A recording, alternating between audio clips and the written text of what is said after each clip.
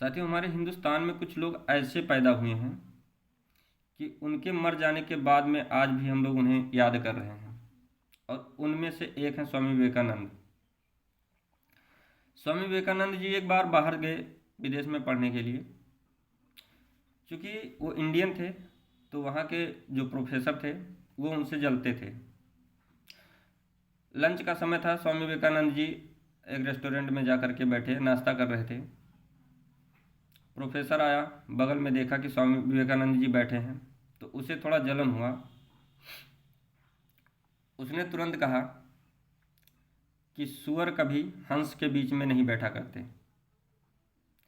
स्वामी विवेकानंद जी ने ये बात सुनी तो तुरंत जवाब दिया कि ठीक कहा सर आपने, सुअर कभी हंस के बीच में नहीं बैठा करते और इसीलिए मैं उड़ जाता हूँ।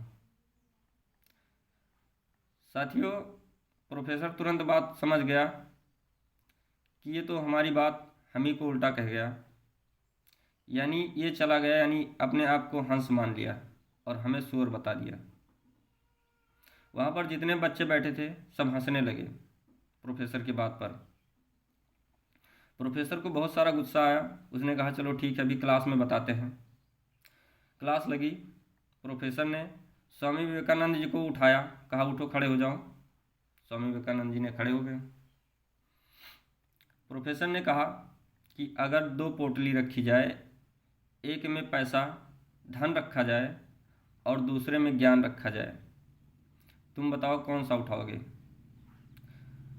स्वामी विवेकानंद जी ने कुछ देर सोचा और फिर जवाब दिया कि सर हम तो धन उठाएंगे।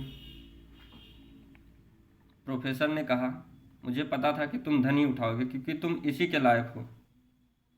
मुझे पता था कि तुम ज्ञान को हासिल नहीं करना चाहोगे क्योंकि तुम्हें ज्ञान नहीं चाहिए, तुम्हें ज्ञानी नहीं, तुम्हें धन से ज़रूरत है। स्वामी विवेकानंद जी ने फिर जवाब दिया कि सर जिसको जिस चीज़ की कमी होगी वो वही चीज़ तो लेगा। सर मुझे धन की कमी है, मैं धन ले रहा हूँ, और आपको ज्ञान की कमी है, आप ज्ञान लीजिए। इस पर प्रोफेसर ने फिर सर को नीचे कर लिया और जितने बच्चे वहाँ पर थे सब हंसने लगे। साथियों, हमारे देश में, हमारे हिंदुस्तान में ऐसे ऐसे लोग पैदा हुए हैं जिन्होंने भारत का नाम रोशन किया है, भारत का नाम ऊंचा किया है। आप क्या करना चाहेंगे?